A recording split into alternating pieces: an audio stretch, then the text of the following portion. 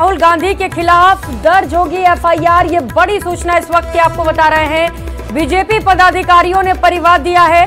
महामंत्री दीपक संगत ने परिवाद सौंप दिया है।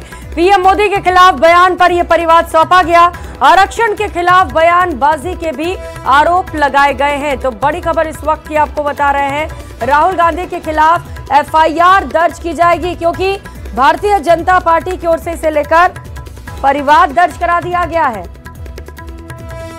तो क्या राहुल गांधी की मुश्किलें बढ़ने वाली हैं? ये बड़ा सवाल खड़ा हो रहा है, क्योंकि भारतीय जनता पार्टी ने परिवाद दिया है और एफआईआर रिपोर्ट दर्ज कराई जा रही है। पदाधिकारियों ने इसमें महामंत्री दीपक संगत ने परिवाद सौंपा है। पीएम मोदी के खिलाफ बयान पर ये परिवाद सौंपा गया। जिस तरीके से लगातार राहुल गांधी की ओर से प्रधानमंत्री नरेंद्र मोदी पर हमला बोला जा रहा है, जो बयान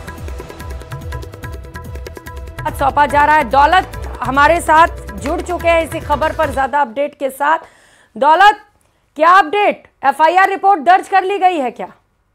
बिल्कुल, परिवाद अभी दिया है बीजेपी जिलाध्यक्ष समेत बीजेपी के महामंत्री दीपक संगत और पूर्व विधायक सुरेंद्र पारिक समेत बीजेपी के तमाम पदाधिकारी कोतवाली पहुंचे और राहुल गांधी के खिलाफ एफआईआर के लिए परिवाद दिया है कोतवाल भंवरलाल वैष्णव को। और एक जो कानूनी प्रक्रिया होती, थोड़ी ही देर में राहुल गांधी के खिलाफ एफआईआर दर्ज कर ली जाएगी। और कुल मिलाकर के राहुल गांधी जिस तरह से विदेश में प्रधानमंत्री नरेंद्र मोदी के खिलाफ बयानबाजी जो की है, उसको लेकर के बीजेपी में काफी आक्रोश देखने को मिल रहा है। बीजेपी जिलाध्यक्ष और महामंत्री दीपक संगत जो है वो खासी नाराजगी जताते हुए राहुल गांधी को लेकर के उन्होंने कहा कि जिस तरह से विदेश में भारत और भारत के प्रधानमंत्री की छवि खराब करते हैं और जम्मू कश्मीर में धारा 370 हटाने को लेकर के और जिस तरह से दलितों के खिलाफ या अनुसूचित जातियों को लेकर आरक्षण हटाने की बात करते हैं, उसको लेकर खासी नाराजगी है। ऐसे में परिवाद दिया गया और थोड़ी ही देर में कोतवाली में एफआईआर दर्ज कर ली जाएगी। राहुल गांधी के खिलाफ टोंक शहर की कोतवाली में एफआईआर दर्ज हो रही है। जी बिल्कुल, बयानबाजी को लेकर भारतीय जनता पार्टी के कार्यकर्ताओं में खासा गुस्सा है, आक्रोश है, और यही वजह है कि अब एफआईआर रिपोर्ट भी दर्ज करा दी गई। किस तरीके से जांच की जा रही है पूरे मामले को लेकर पुलिस की ओर से? क्या कह रही है पुलिस इस रिपोर्ट पर? भंवरलाल वैष्णव है कोतवाली इंचार्ज, उनसे जब बात हुई तो उनका स्पष्ट तौर से कहना कि परिवाद दिया है और अब इसको जो भी प्रक्रिया है उसके तहत एफआईआर दर्ज कर ली जाएगी और उच्चाधिकारियों के निर्देश के बाद जिस तरह के कानूनी कार्रवाई होगी वो कार्रवाई करने की बात पुलिस फिलहाल कह रही है। बिल्कुल, आप नजर बना रखिएगा दौलत, बहुत धन्यवाद आपका। और चलिए चित्तौड़गढ़ से मिल रही बड़ी खबर का रुख कर लेते हैं। मुख्यमंत्री भजनलाल शर्मा ने बड़ा बयान दिया है। कहा, हमारे कुछ नेताओं को जब समय मिला तो वे होटल्स में बंद थे। तो अब हमसे कह रहे हैं मुख्यमंत्री और मंत्री भ्रमण कर रहे हैं। उन्होंने कहा कि मैं उनको बता दूं कि हमारा 7 दिन का टाइम टेबल है। सोमवार, मंगलवार, बुधवार को मंत्री सचिवालय में बैठेंगे। 2 दिन के लिए वो राजस्थान के क्षेत्रों में जाएंगे। 1 दिन अपने विधानसभा क्षेत्र में रहेंगे और हमारे मंत्री जिलों के दौरे पर हैं, होटल्स में नहीं। ये पलटवार किया गया है कांग्रेसी नेताओं पर जो मुख्यमंत्री के दौरों को लेकर बयानबाजी कर रहे हैं। सुनिए क्या कुछ। हमारे कुछ नेता हैं जिन्होंने जब समय मिला जब तक वो होटलों में बंद थे और अभी हमसे कह रहे हैं कि मुख्यमंत्री जी और मंत्री जी भ्रमण कर रहे हैं। मैं उनको कहना चाहता हूं, हमारा टाइम टेबल है 7 दिन का। सोमवार, मंगल, बुध हमारे मंत्री सचिवालय में बैठेंगे। 3 दिन वो 2 दिन के लिए पूरे क्षेत्र में राजस्थान के अंदर जाएंगे। 1 दिन अपने विधानसभा में रहेंगे। मैंने कहा, आप तो होटल में मौज मारी थी आपने, हमारे मंत्री तो घूम रहे हैं एक एक गांव, एक एक ढाणी पूरे राज्य में। आज एक मंत्री उस जिले में है तो दूसरा मंत्री उस जिले में जा रहा है।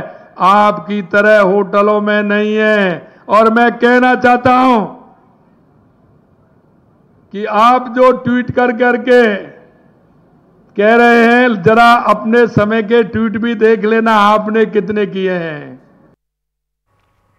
तो आपने सुना किस तरीके से मुख्यमंत्री भजनलाल शर्मा ने पलटवार किया। और चलिए खबरों में आगे बढ़ते हुए बात वन नेशन वन इलेक्शन की, जिसे लेकर केंद्रीय कैबिनेट के मोहर के बाद प्रतिक्रिया भी सामने आई। इसी कड़ी में बीजेपी के प्रदेशाध्यक्ष मदन राठौड़, राज्यसभा के सांसद चुन्नीलाल गरासिया और उदयपुर सांसद मन्नालाल रावत ने भी अपनी प्रतिक्रिया दी है। क्या कुछ कहा, सुनाते हैं।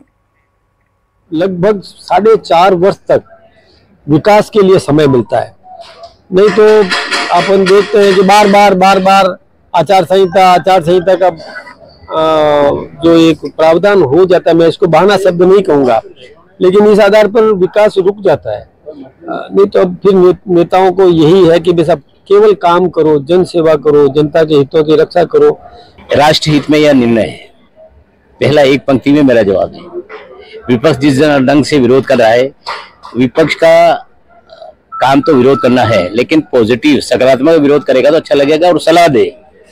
देश के लिए बहुत हितकारी काम हुआ ये, और एक साथ चुनाव होने से राजनीतिक पार्टियों को भी काम करने का पूरा समय मिलता है। लोकतंत्र को ताकत मिलेगी, और ताकत इसलिए मिलेगी कि विकास के काम हो, तभी तो लोकतंत्र मजबूत होता है। तो जब एक सीमित समय में चुनाव हो जाएंगे तो जो शेष समय रहेगा वो किसके लिए? वो विकास के लिए, नीतियां बनाने के लिए, नए कानून बनाने के लिए। तो आखिरकार 2047 तक परम वैभव तक राष्ट्र को पहुंचाना है।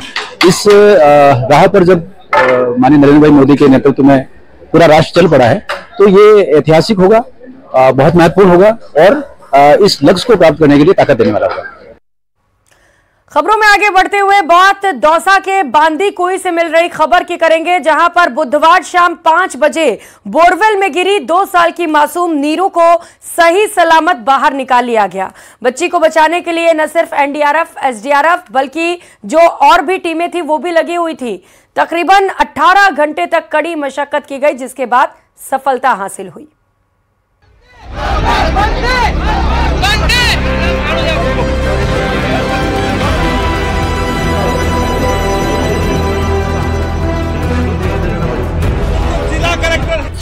मौत को मासूम नीरू ने दी मात। 18 घंटे बाद नीरू का सफल रेस्क्यू। 600 फीट गहरे बोरवेल में गिरी थी बच्ची।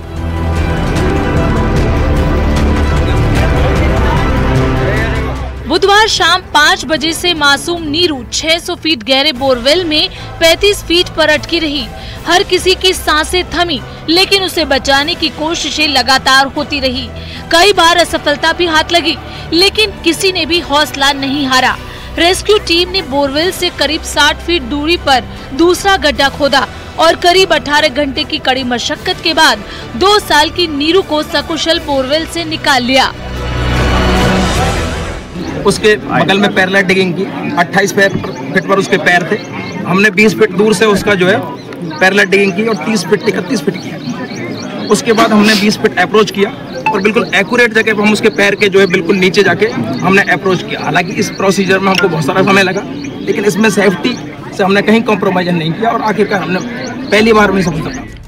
बच्ची को जैसे ही बोरवेल से निकाला गया, मौके पर खुशी का माहौल देखने को मिला।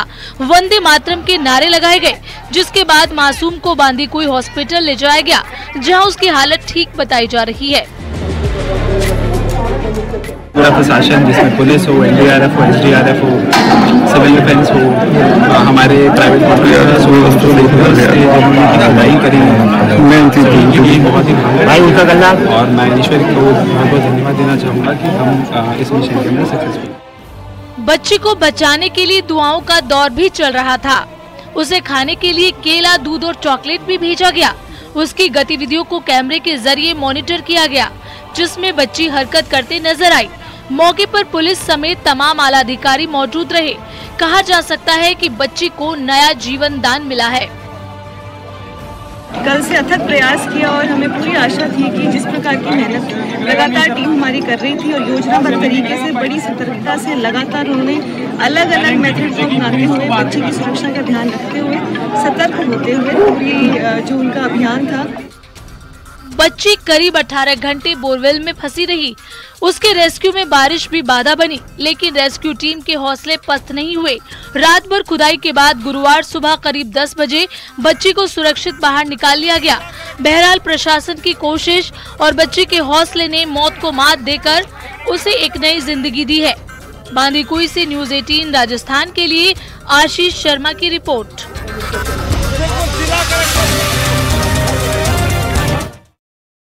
और अब बात भेड़ियों के आतंक की, क्योंकि यूपी के बहराइच में अब 5 भेड़िए गिरफ्त से दूर हैं। छठा भेड़िया अभी भी पकड़ से दूर है। आखिरी भेड़िया 10 सितंबर को पकड़ा गया था। अब वन विभाग भेड़िए को पकड़ने के लिए नई तरकीब लगा रहा है। मादा भेड़िए का लाउडस्पीकर से आवाज निकालकर उसे पकड़ने की कोशिश की जा रही है। ये रिपोर्ट देखिए।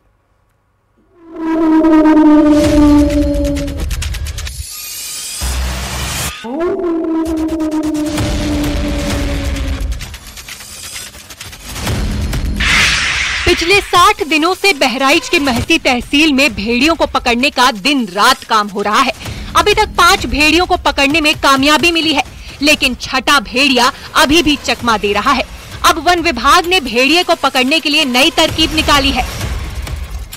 वन विभाग उम्मीद कर रहा है कि ये तरकीब जरूर काम कर जाएगी और बहुत जल्द भेड़ियों का सरदार शिकंजे में होगा। मादा भेड़िए के चीखने और रोने की रिकॉर्डेड आवाज लाउडस्पीकर पर बजाकर उसे पकड़ने की तैयारी है। वन विभाग को उम्मीद है कि चालाक आदमखोर भेड़िया मादा भेड़िए की आवाज सुनकर आकर्षित होकर पिंजड़े की ओर खींचा चला आएगा और जाल में फंस जाएगा। सुनने मारा कि नई थ्योरी अपनाई जा रही है, कोई आवाज निकालकर उस भेड़िए को पकड़ने की थ्योरी है। सर क्या थ्योरी है ये? हाँ, अगर वो चूंकि उसके साथी गायब हैं, अगर हम आवाज निकालेंगे और आसपास होगा तो आवाज सुन करके कि शायद उसका गुम साथी आ जाओ, उसको तो आ गया हो उसका, तो हो सकता है आ जाए वहाँ पर अपने साथी को ढूंढने के लिए आवाज़ सुन करके। और अगर आएगा तो हम उस आवाज़ के स्थान पर अपना पकड़ने वाला सिस्टम पहले से लगाए रहते हैं, तो आएगा तो पकड़ा जाएगा। लेकिन अगर वो ऐसी जगह पर है जहाँ वो आवाज़ पहुँच ही नहीं सकती तो फिर थोड़ा सा नहीं ये सफल हो पाएगा। तो हम जो कर रहे हैं, सबसे बड़ी समस्या रही है कि पानी भर गया था, जो उसका मूल रहने का स्थान है, उसका क्रियाविधि का स्थान था, जो उसके आसपास का स्थान था जहाँ पर वो बकरी वगैरह उठाता था या जितनी भी उसकी क्रियाविधि थी, वो सारे स्थान पानी से भर गए। इसलिए वो कहीं भटक गया, इधर उधर अपना मूल स्थिति में है, जिससे उसकी लोकेशन नहीं मिल पा रही है। वन विभाग ने 5वां भेड़िया 10 सितंबर को पकड़ा था, लेकिन छठे भेड़िए का पकड़ा जाना बाकी है।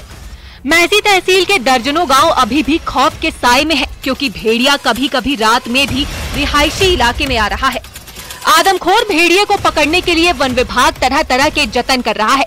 आदमखोर भेड़िए को पकड़ने के लिए जगह जगह पिंजरे लगाए गए हैं, खेतों में जाल बिछाया गया है। अब वन विभाग पिंजरों के पास साउंड सिस्टम लगा रहा है। 24 आवर्स तैयार रहते हैं। हमारा जाल, पिंजरा और बैटरी को चार्ज करने वाला, थर्मल बोर्ड को बैटरी चार्ज करने वाला जनरेटर और लोग, थर्मल ड्रोन, हर चीज़ जो भी ज़रूरत की चीज़ें हैं सब गाड़ियों में भर के एक साथ हम चलते हैं। जहाँ भी निकलते हैं सर्च करते रहते हैं और पूरा सिस्टम हमारा चलता है कि कहीं भी मिल जाएगा। हम यहाँ कहीं से कुछ बाहर से मंगाने की जरूरत नहीं होगी, वेट करने की जरूरत नहीं होगी, तत्काल सारी चीज़ें वहाँ उपलब्ध होंगी। मतलब सारे हमारे जितने भी उपकरण हैं, जितनी भी आवश्यकता की चीज़ें हैं, सब पोर्टेबल बना दिया है। तो 60 दिन से ज़्यादा हो गए हैं, 5 भेड़िए तो पकड़ में आ गए हैं, लेकिन खूंखार भेड़िया भी पकड़ से बाहर है। देखिए आप 60 दिन हो गया, 60 दिन में 5 भेड़िए पकड़े, यानी एक भेड़िया लगभग 12 दिन में पकड़े गए। एक 10 तारीख को पकड़ा। अब आप कैलकुलेट कर दीजिए कब तक पकड़ सकते हैं। अभी तक भेड़िए के हमले में 10 लोग मारे गए हैं, जिनमें 9 बच्चे शामिल हैं। वहीं 50 से ज्यादा लोग घायल हुए हैं। बहराइच में वन विभाग ने गांव को छावनी में तब्दील किया है। अब इंतजार है छठे भेड़िए के पकड़े जाने का। बहराइच से न्यूज़ 18 के लिए अखिलेश कुमार की रिपोर्ट।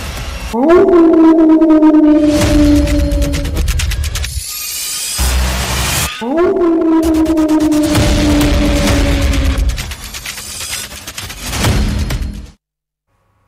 उधर